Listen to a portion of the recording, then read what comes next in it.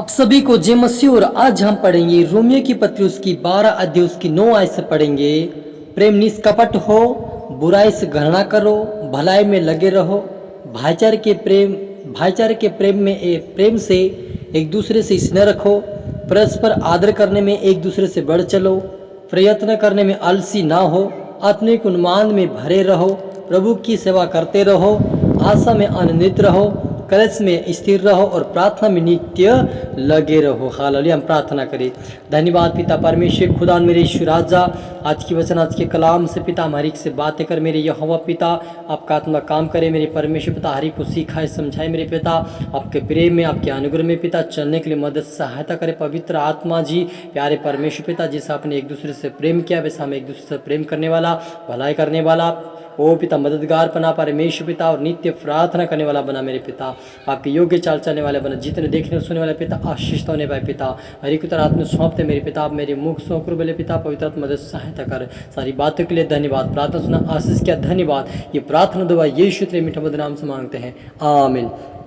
तो मेरे अजीजों, यहाँ पर लिखा है कि प्रेम निष्कपट हो और बुराई से घृणा करो, भलाई करने में लगे रहो, भाईचारे के प्रेम से एक दूसरे से स्नेह रखो।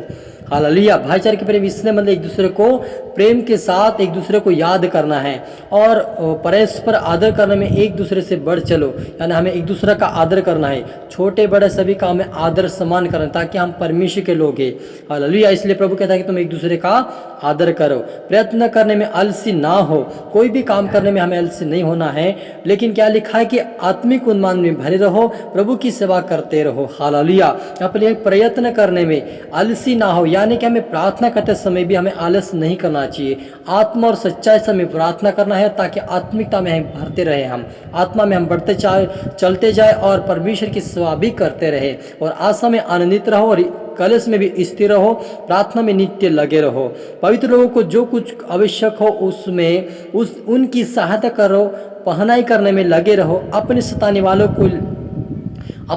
वालों को आशीष दो, श्राप ना दो, आनंद करने वालों के साथ आनंद करो, रोने वालों के साथ रोवो। हालेलुया। मेरे अजीज, यहाँ पर कितना अच्छा वचन दिया कि अपने सताने वालों के लिए प्रार्थना करो।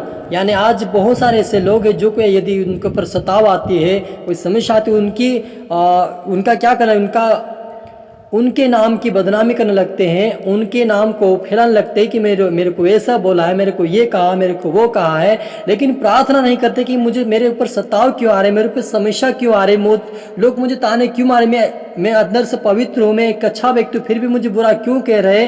इसलिए हमें प्रार्थना करना आपको जरूरी है, ये समझकर प्रार्थना नहीं करते, लेकिन कहने कि उनके अंदर कमी निकालते, उनके अंदर कमी ढूंढते, लोगों के बीच में बोलते रहते कि मुझे वो ऐसा बोला, मुझे ये बोला, मुझे वो बोला, लेकिन प्रार्थना नहीं करते। ऐसे लोगों को परमेश्वर कहता है कि तुम प्रार्थना करो और आशीष देने वालों को आशीष दो उनको, और जो श्राप दे उनको भी आशीष दो, लेकिन श्राप कभी मत दो।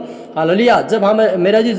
जब यीशु मसीह को पापी कहा तब वो किसी को दोष नहीं लगाया, उसको चोर कहा, फिर भी उसने ये नहीं कहा कि मैंने कहाँ चोरी किया, उसको थप्पड़ मारा तब भी कहा कि मैंने कौन सी गलती की तो मेरे को थप्पड़ मारा। यीशु मसीह ने सामना नहीं किया, लेकिन वो क्या करता रहा, मन में प्रार्थना करते रहा। इसलिए यहाँ पर मुझे यदि कोई सताव आए, यदि आप अच्छा व्यक्ति हो और आप आत्मिकता में बढ़ रहे हो, यदि कोई आपको बुरा भला कहता आप उनका सामना ना करें, लेकिन उनके लिए प्रार्थना करें, ताकि हम आनंद में बढ़ते जाए और प्रभु के अनुग्रह में बढ़ते रहे। हालेलुया। यदि हम बदला लेने की सोचेंगे तो ये गलत है, बाइबल ऐसी नहीं बताती, बोलती है बाइबल, वचन कहता है कि तुम श्राप ना दो, तुम आशीष दो। यानी हम चाहे वो हमें गाली भी, तब भी हम उनको आशीष दें कि प्रभु इन्हें क्षमा कर दे, इनको माफ करता हमें। क्योंकि प्रभु यीशु मसीह जब क्रूस पर चढ़ाया गया तो सभी लोगों ने उसके ऊपर दोष लगाया कि तू यहूदियों का राजा है, तो परमेश्वर का परमप्रधान का पुत्र है, तो अपने आप को बचा और हमें भी बचा। लेकिन वो उस बात पे वो चुपचाप रहा, कुछ भी बोला नहीं। लेकिन जब उन्होंने प्राण त्यागने के समय उन्होंने कहा कि हे पिता, मैं अपनी आत्मा आपके हाथ में सौंपता हूँ और इन लोगों को माफ कर दे। यानी प्रभु यीशु मसीह मरते समय भी कोई गलती गुनाह नहीं किया, फिर भी उन्हें क्षमा कर दिया। हालेलुया। तो आप और मुझे भी एक दूसरे को क्षमा करना है, एक दूसरे के लिए प्रार्थना करना है, एक दूसरे को आशीष देना है, ताकि हम आत्मिकता में बढ़ते रहे, प्रभु के साथ संगति में भी बढ़ते रहे।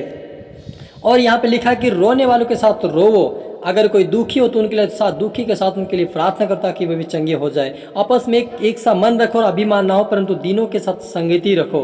यहाँ पर लिखा कि अभिमान, आपस में एक मन रखो और अभिमान ना हो, परंतु दीनों के साथ संगति रखो और अपनी दृष्टि बुद्धिमान ना हो।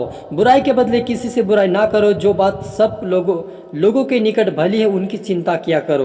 हालेलुया। क्या लिखा है यहाँ पर, तुम बुराई के बदले बुराई ना करो, लेकिन जो अच्छी बात है उसी की बातों को चिंता किया करो। जो अच्छा वही हमें बोलना चाहिए, किसी के हमारे मुंह से निंदा ना होने पाए, ये प्रभु का वचन कहता है। इसलिए आप और मुझे आज से यदि हम एक दूसरे से प्रेम करते हैं उनकी, तो उनसे हमें बुराई से घृणा करना है और हमें भलाई करने में लगे रहना है और एक दूसरे से प्रेम करना है, भाईचारे के प्रति हमें रखना है, ताकि हम स्वर्गीय राज्य में उसका फल मिल सके।